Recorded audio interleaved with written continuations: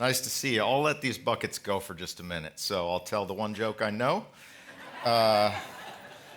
which is, I got two jokes now, because someone after this last service had mercy on me and told me a new one. So two jokes. What did the mommy bullet say to the daddy bullet? We're going to have BBs. All right, it's like PG-rated church humor. And then here's the one someone told me after church, after the last service. She said, if God wants us to be happy in heaven, there'll be golf, right? And the other person said, well, but God also said there's not going to be cheating in heaven or crying or complaining, so there's not going to be golf in heaven. Okay, that has zero to do with the sermon, but the buckets have passed, and now we can begin. I'm Ryan. We're going to study the Bible. We're in the book of Romans, and it's like the apex of Paul's writing. It's a long book. It's 16 chapters. It's broken up into 4 big units, kind of 4 big movements of thought. And today's passage is an important one because it's right on the seam, right on the edge of 2 of those big units. In chapters 9 through 11, Paul goes very deep. It's the longest discussion in the Bible of an important question. What about Jews who don't believe in Jesus? Paul is writing, he's Jewish. Most of his Jewish family has not accepted the Jewish Messiah. What do we do with that? And today is going to be his final summarized crystal comments on that. And then what's amazing is that right at the moment his theology pauses, it ends, he upshifts into praise. He upshifts into worship. It's an astonishing moment in the larger symphony of the book of Romans. And if you've been following along with us, it's like we've been trekking with this guy Paul through some rough terrain for many chapters now, trying to get a toehold on some slippery theological concepts. But today finally is a passage where it's like we break through the clouds, we break into the sunshine on the top of the highest mountain, and we get to see this huge landscape with a lot of peaks and lakes and valleys and rivers below. It's really quite a moment. And when we get up to this height, we're going to be pretty high up there. It can feel a little bit dizzy. Some people get a little disoriented up there, but Paul seems to find it really exhilarating. So I think you will too. The first verse goes like this. We're going to get right into it. It uses one of my favorite words in all of Scripture. It starts like this. For lest you be wise in your own sight, I do not want you to be unaware of this. Here's the word I love, mystery. Now, before we talk about that, you may notice the first word up here, for, is in brackets. Why is that? It's because my translation, the ESV, and maybe yours, the NIV, and many other translations do not include that word, but it's right there in the Greek text, and it's an important word for Paul. For is his way of saying, hey, what I'm about to say explains everything that I've just said. Like I say, na. And why is that the case? Because for, da. So when we read Paul, those little connecting words do big work because they reveal the architecture of his thinking, the way his mind works. So in the verses that we're going to read today, we're going to see Paul is not introducing new ideas. He's actually summing up what he has been saying now since the beginning of chapter 9. Does that make sense? And as he approaches this mystery, or this big topic, as he starts out this big topic, he says we first have to square up to a mystery. We got to dwell with that word for a second. What is a mystery? It comes from a Greek term, mysterion. It's the same word in Greek. And it, in the original, means this: something on which silence must be kept. Something on which silence must be kept. A mystery is something that's hard to speak about in a satisfying way. Maybe you've had an experience like this in your life. You try to describe it something like this, and you're like, that's not quite capturing it. I'm going to try to describe it like this. No, that's not quite capturing it either. Have you had experience like this? Maybe in things like, romance or heartbreak or a vision for your work life or the beauty of nature. It seems that sometimes the only way to get other people to notice something is to put your hand over your mouth and just point at it. Just like that. And this is a common experience for us humans, actually, feeling stuck between words and silence. And it's awkward. The poet T.S. Eliot is often quoted as having said this, that there are those things about which we can say nothing, and before which we dare not keep silent. This is a paradox here. There are things that just make you gotta say something, but anything you say is gonna fall short. And why do we experience that? Why is that part of our life? It's because reality itself, God's radiant creation, is just more beautiful, more good, more true than the ability of our words or even our minds to capture. The French mathematician and philosopher Blaise Pascal once jotted down this insight in his journal. It's really good, I think. He says, the supreme function of reason, the reason we got brains, is to show man that some things are beyond reason. That's a deep insight. The brightest minds realize that their own wattage, their own search beam, is only like a small candle in a big, vast, dark warehouse. Like the circle of light thrown by any one of our minds is actually quite small. There are mysteries in the world. Sometimes I'm asked, Ryan, why'd you decide to go into theology, become a theologian and all that school and ancient languages and stuff? And the answer for me is really it has to do with mystery.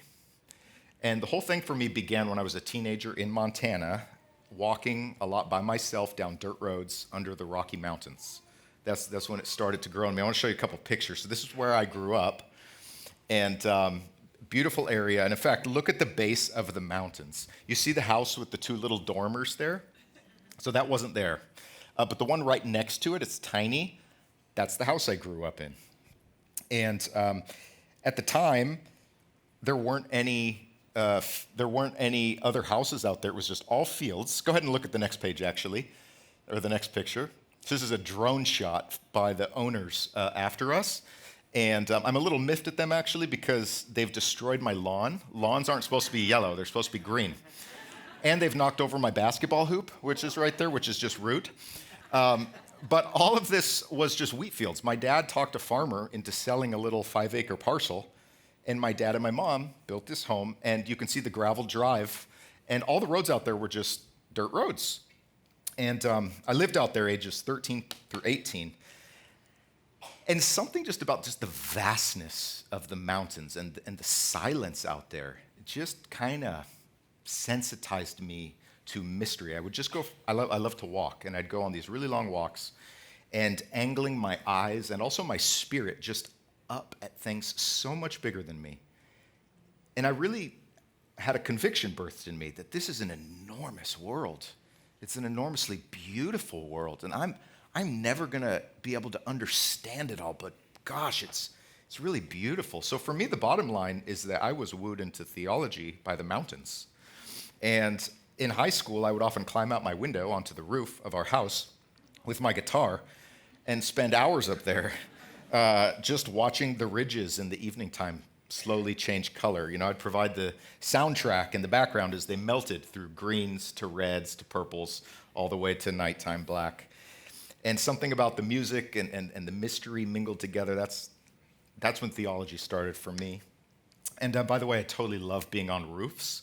Ask me sometime about the time in high school me and my buddies took one of those massive trampolines, climbed up to the roof of our church, and set it up on the roof. It was a classic pastor's kids move, but it was awesome. We're like bouncing above the town, and my parents didn't find out about this for many years afterwards, but they just shouldn't have given me the keys. That was bad. I was the janitor. That's why I'd come in late at night, crank the sound system, and vacuum. That was my. Here's a time capsule from those days. So this is junior prom. Me and my buddies. I'm the guy there in the front with the tacky white sports jacket and the red tie. And the guy in the red crooning a song, he's still my best friend today. His name's Burke. And the guy's a terror on the basketball court. He could drop threes just like nobody. And we fancied ourselves to be poets. We're Montana troubadours. And one of the only times in my life God has had to almost verbally speak to me is when I was going off to college, and God said, "Put the guitar down. I want you to pick up the books." I was like, "Oh, okay, got it." And the books that I would pick up would have a lot to do with the Bible and theology and the mystery of God and his beloved Son and his beloved world. Why am I telling you all this? besides the fact that I'm a millennial narcissist like all of us. No, just kidding. Whatever. I'm in process. It's because I want you to feel the force of what Paul is talking about today. This isn't a trite little Bible lesson from VeggieTales. He says straight out of the gate, hey, just so you don't get cocky, I want to tell you a mystery. And we need to pause at that word mystery. See, the quickest way to stunt our spiritual growth is to think that we know it all. That will stunt our spiritual growth. And the Gentile believers to whom Paul is writing in Rome are in danger of precisely that. They're looking at Jewish people who don't believe in Jesus and saying, well, we believe in Jesus and you clearly don't, so obviously we're the big man on campus now. We know it all, and God is done with you. And Paul is saying, hey, no, you spiritual midgets. You haven't yet got to the essence of this mystery. I want you to see God's long-range plans for the people of Israel as revealed by Israel's own Messiah, as revealed by the Spirit of Israel's God. And by the way, why does it matter? Why should you care? Paul is telling this to these people. Because your own maturity hangs on this mystery. Or we can say it the other way around. At stake in this mystery is your maturity. So this is what we're going to call today's study. We're going to call it maturity through the mystery. And it'll make sense by the end. Just to keep things fresh, by the way, we're going to put up a picture of the mountains. So if you see this, as we're going, just think, oh yeah, we're talking about mystery today. That's the big idea. And so let's get into it. And fair warning, this is going to be intense. If it seems dense, blame Paul, not me, okay? He said, okay, there's a mystery. Well, what's it about, Paul? Here's the rest of the verse. A partial hardening has come upon Israel until the fullness of the Gentiles has come in. Okay, so we got two groups here. We got Israel, which is ethnic Jews, like Paul, and we got Gentiles, people from diverse, non-Jewish backgrounds.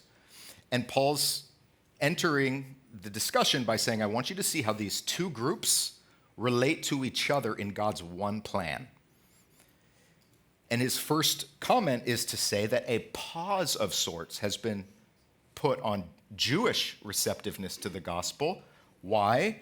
Because it is enabling a worldwide flow, a flood of Gentiles to come to Jesus. So a certain no is enabling a certain yes. It's like a block in football where you're like, okay, I'm going to block this one guy so the other guy can run past. There's going to be a no for the sake of a yes. Make sense?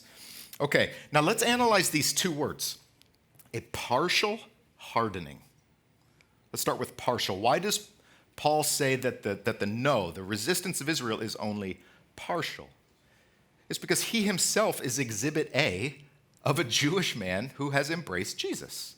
Paul used to think at one point that Jesus and his movement are completely wrongheaded. They are an existential threat to Israel's identity and their mission.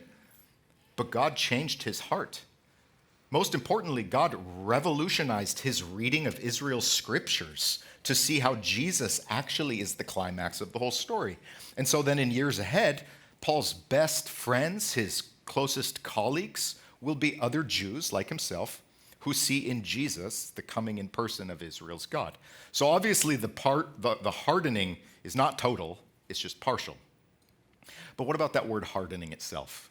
What does that mean? How do we deal with that? Well, if something is soft, like muscle or skin, some of us have softer muscles than others. My muscles aren't as hard as Pastor Ray's, but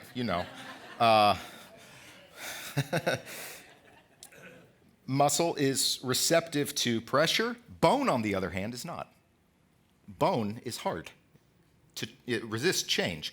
Paul is saying Israel has become hard. They've become spiritually calcified, resistant to change. And then the big question, awkward behind that is, well, did God do that? Did God preemptively show up and say, well, I'm going to make your hearts hard. I'm going to ban you from salvation? No. Paul is very careful with his language here. He doesn't, notice what he says. He says that a hardening has come upon Israel, but he doesn't say who did it. He doesn't say the agent of the verb. But from a broader reading of Romans in the scriptures, we can pick up on what he's putting down. He's saying that Israel has hardened itself, and God is just allowing that to continue. That is, it is a permissive hardening, not a proactive hardening. Does that make sense? Paul has been saying this since Romans chapter 1. He says that God's wrath, scary word, often takes the form of God just giving us what we want. I'll give you over to that, I guess. You're not going to like it. See how that goes for you. And that's how God's wrath often is expressed. Now, there's another important wrinkle here, too. When we use this phrase, resistant to change, we usually think about change for the better, right? I want you to make this change for the better, but you're resisting. But what if Paul is talking about change for the worse? What if he's saying that the hardening of Israel is not their being prevented from Jesus, which is a good change, but they're being prevented from their own self-destruction, which is a terrible change? It actually seems Paul is using the word in this way.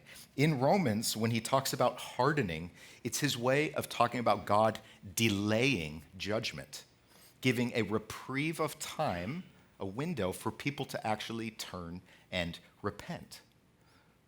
This is vital. God's heart for his chosen people, the Jews, and for all people is not to block from salvation, but to block from your own self-destruction as long as possible. If ever he's unfair, he tilts the playing field towards all of our favor. Jesus himself says this in John 3, not John 3:16, John 3:17, the verse right after, which we need to know. John 3:16, for God so loved the world, he gave his only son. What does the next verse say? It says, I'm going to explain now, for God did not send his son into the world to condemn the world, but in order that the world might be saved through him. And Jesus is saying this to a sophisticated Jewish man named Nicodemus. He's in the elite council. So here's the first element, guys, of the mystery Paul wants us to understand. It is a revelation of the kindness and the patience of God's heart for all people, Jew and Gentile alike. Now let's get a little bit more stuff on the table. Here's the next verse. This is a controversial, much discussed verse. And in this way, all Israel will be saved. What does that mean? Does that mean that in the end times, there's going to be a last-minute, large-scale turning of all the Jews to Jesus? Is that what Paul's saying? Well, we could come to that conclusion, and many have, if we just plucked this verse right up out of context and forgot everything else Paul has said.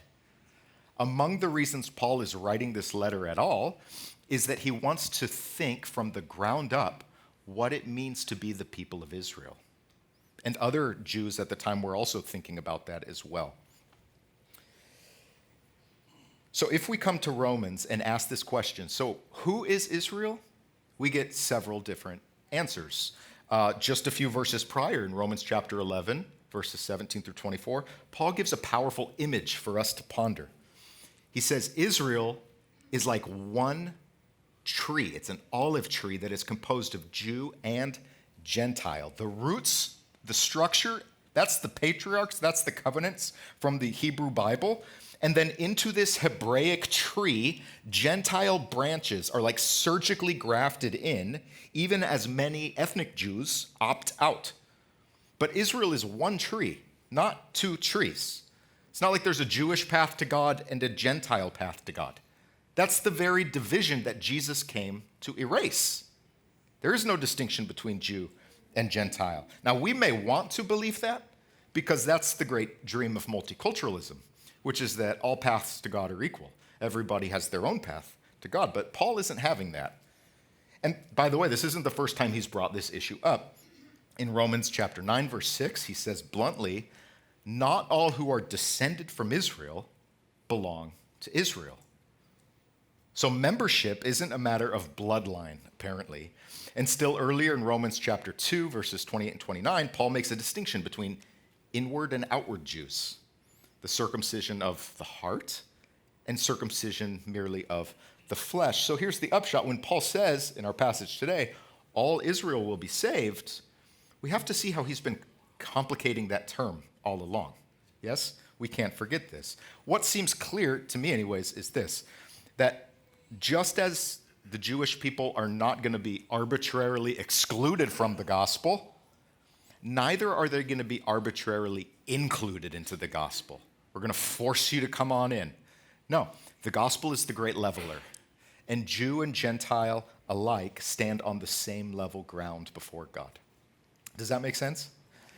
And, we are in the terrain of a mystery here, so if it doesn't make sense, it's okay. You're good. But it's a mystery that Paul believes that through Jesus we can start to grasp. I like how the scholar N.T. Wright frames this issue. This is a helpful, it's a very long sentence, but it's a good one. Let me read this. He says, Paul has spent half his writing life in all these letters telling his readers that Abraham's family, Israel, the Jews, the circumcision, however you want to say it, same people, are neither reaffirmed as they stand, nor superseded by a superior group, nor replaced with someone else, but transformed through the death and resurrection of Israel's own Messiah and the Spirit of Israel's own God, so that Israel is now, as was always promised, both less and more than the physical family of Abraham. It's a long statement. You can chew on it. The ending there, though, is key. That phrase, as was always promised. Paul sees himself fundamentally as a Bible teacher. He's teaching the Bible. Everything he's writing about that he's witnessing in real time, the swelling of Gentile faith, the splintering of ethnic Israel over this Messiah question, he sees it all as foretold in his Bible. If you asked him, he wouldn't say, oh yeah, I'm innovating here. I'm coming up with new stuff. I'm ad-libbing. He said, no. I'm just holding up for view what has been in the Torah all along. And we're going to see more of how that works going forward. For now, let's ask one important question. Do you have Jewish friends? I do. Maybe Jewish neighbors, relatives, coworkers? Yes. How should Christians today speak about the Jewish people? What's there to say, for example, about Israel? How do we even describe the Israel question? Well, by celebrating our shared olive tree. That's coming up here. What we speak about Israel is to celebrate our shared olive tree. Guys, if you're a Christian, your spiritual roots are Jewish. It is Hebraic soil. And with our Jewish friends, we can celebrate that commonality. We have that in common. What can we say for Israel? What can we say on Israel's behalf in the world? Well, we can speak up against anti-Semitism, which is a real thing. Hatred and violence against Jewish people is never okay. By the way, the historical church doesn't have a great track record in this regard over the last 2,000 years. We're not neutral. We need to do better. And last, what would we say to Israel? Someone who's Jewish says, what do you believe, you Christians? Here's what we believe. We believe in your Messiah. That's who Jesus is, full stop. He's Israel's Messiah. So we've still got a few tough nuts to crack, so let's keep going. Here's the next 4 verses. You ready? Paul goes on, he says, as it is written, so he's going to quote the Bible. He's a Bible teacher. As it is written, he's going to quote from Isaiah. The deliverer will come from Zion. He will banish ungodliness from Jacob. And this will be my covenant with them when I take away their sins. There's got to be a purification within Israel. The sin, the rebellion has to be extracted. He says, as regards the gospel, they are enemies for your sake. But as regards election, they are beloved for the sake of their forefathers. For the gifts and the calling of God are irrevocable. Now, this is strange. How can unbelieving Jews be both enemies and beloved? How do you hold those two things together? Notice that phrase. It said, as regards the gospel, they are enemies for your sake. What does that sound like? Or better yet, who does that sound like? Actually sounds like Jesus. It sounds like Jesus. Paul is here touching on a profound and very holy mystery that Israel itself, according to Paul, is Messiah-shaped, cast out so that others can be brought in. Think about this with me. Jesus Christ, God in the flesh, was himself exiled from God so that the world might draw near to God. That is the redemptive achievement, the swap achieved by Israel's Messiah. And now Paul is suggesting, through tears, through a choked voice, he's got skin in the game here. He's saying, that Messiah's own people are now following a similar road. As regards the gospel, they are enemies of God for your sake. Their exile from God is opening a window of opportunity for others to come in. But that's not the end of the Jewish story, any more than Jesus' story ends on the cross. In the next 2 verses, Paul is going to keep reflecting on this dynamic between Jew and Gentile, and he's going to paint a picture of hope. So listen to these next verses, and notice on the screen the underlined words. They will help us get a sense of the time stamp on this story. Verses 30 and 31. For just as you, Gentiles, were at one time, the past, disobedient to God, but now, present, have received mercy because of their disobedience. So they too have now been disobedient in order that by the mercy shown to you, they also may now, present tense, receive mercy. Does anybody else think that's dense? I do.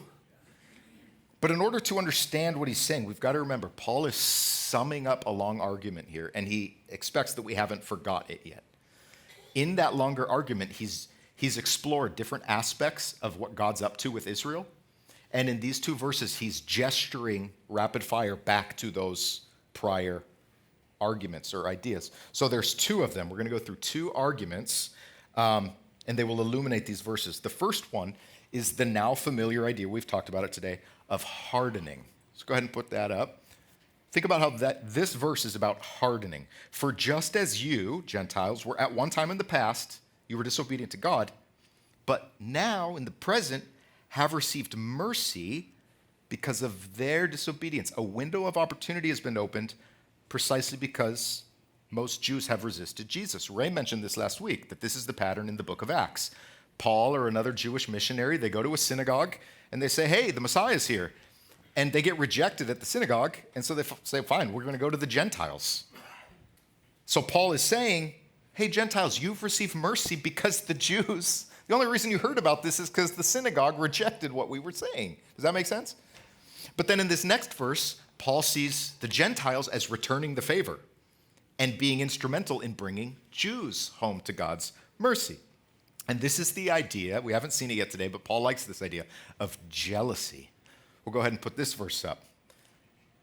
So they too have now been disobedient in order that by the mercy shown to you, they may also now receive mercy. What does that mean? Paul is building here on ideas from the Torah, like in Deuteronomy 32, verse 21, where the idea is the way God woos rebellious Israel back into covenant is by favoring non-Jewish people. And the Jews are going to look and say, hey, wait a minute, you're enjoying our privileges. We don't like that. We want that. As Pastor Robert taught me, it says, Paul thinks that FOMO is an evangelistic tool. I don't know. That's an interesting theology. I think it's actually correct. Paul sees that as a script going all the way back to Torah. He says this is always how we should have expected the story to go. So here's the big picture. Here's where Paul lands, okay? In God's sovereign plan of salvation, he sees the Jews helping the Gentiles and the Gentiles helping the Jews. It comes full circle like that. And so this is where he lands in his very last verse. He says, for God has consigned all to disobedience, everybody, so that he may have mercy on all. So everyone's starting at the same place. We're all rebels. But everyone can receive mercy, provided we do receive it, restructure our life around it. By the way, when he says that God will have mercy on all, does that mean Paul, at the 11th hour, is smuggling in universalism? Kind of all dogs go to heaven at the end. God just says, come on in to everybody. Is that what he's saying? I don't think so. Timothy Keller, a pastor, helps us here. He writes this. He says, the all here means that God's mercy is available to everyone without distinction, not that it will be received by everyone without exception. You see the difference. God's done everything to make salvation available for everyone. But at the end, the choice is still ours. And God lets us make that choice. And he'll respect that choice, whatever it is. Earlier in Romans 11, just a few verses prior in verse 22, Paul says this, note then the kindness and the severity of God. It's a balance. Note the kindness and the severity of God. Severity towards those who have fallen, who have rejected him. But God's kindness to you, provided you continue in his kindness. Otherwise, you too will be cut off. See, when it comes to the way that God will one day evaluate each of our lives, the Bible teaches this, there are two different wrong ways to think about it, and they mirror each other, but they both need a corrective. There are some Christians who think that really, at the end of the day, God's just angry. He's just mad, you know? And those, maybe it's because you had an angry dad or something like that. Those Christians need a revelation, a corrective, an understanding of God's kindness, of his heart of love in Jesus Christ. You need to realize that. On the other hand, there are some Christians who think that God is just so infinitely merciful that he would never rebuke anybody. He would never ultimately reject anybody. And those Christians need to have a revelation of God's settled opposition to evil. God is opposed to evil. God is holy. And that's very important. Only those who are washed by the blood of God himself have a future in the kingdom. God is holy love. Jesus Christ is holy love come in person to the world. And Paul now has finally reached the end of his argument. He has said a lot, and it's not just the end of today's little passage, it's the end of this bigger block, Romans 9 through 11, the treatment of unbelieving Israel. It's almost like, think about this, it's almost like one of the psalmists. If you've read the book of Psalms, very often these guys will start a poem by just emotionally vomiting, like, I'm just so upset and this is so sad and I just don't get it. Very upset. And then they'll wrestle with God at length, often retelling the story of Israel to try to understand how this all hangs together. And at the end of these poems, usually there's this upshift into praise. There's upshift into, and I trust you anyways. And that's just what Paul does too. He's been wrestling for many, many chapters with this question, he's got skin in the game. And he's been thinking deeply, but then this is where he lands. Listen to this, verses 33 through 36. Oh, the depth of the riches and wisdom and knowledge of God. How unsearchable are his judgments. How inscrutable are his ways. Towering theologian and says, I don't get it fully. I don't fully understand. Then he's going to quote from Isaiah. For who has known the mind of the Lord? Or who has been his counselor? Who has given a gift to him that he might be repaid? That's a quote from Job. For from him and through him and to him are all things. To him be glory forever. So Paul began by saying, hey, I want to tell you a mystery. Thinks about it for a while. Then he circles back to mystery and he says, honestly, I don't fully get it, but he pivots into praise. And that's really key. That is where his Christian maturity shines through. Because guys, Christian maturity is not just about tunneling into hard passages like this. Yes, we need to grapple with the scriptures, but that must always be complemented by genuine worship. God is not just to be analyzed, he is to be adored. So here's a principle, and this is vital for all of our spiritual walks. It's this, that there should be no truth without worship. And there should be no worship without truth. These things have to be kept together. Paul doesn't tap out after the doctrine, like, hey, here's the doctrine, so go think about that. He knows that that's not enough. You've got to go a step further into the worship of God. But that worship doesn't just free float away from the truth. It's not just about emotional authenticity. It's not just about sincerity. That's not enough. Worship has to be based on reality, not on trends, on truth. There is such a thing. But you say to me, Ryan, hasn't your argument all along been there are truths that are beyond us? There are mysteries that we cannot fully understand? Yes. And it's just here at the limits of our capacities that the ultimate test of Christian maturity is. Sooner or later, every Christian is going to have to wrestle with this, that we do not need to understand everything to praise the God who does. Let me say this again. If you haven't experienced in this life, you will. We do not need to understand everything to praise the God who does. We will come to our limits. And that's where the pinch is. That's where the question is. Do we take God's inscrutability as our cue now to mock, to doubt, to rage against heaven?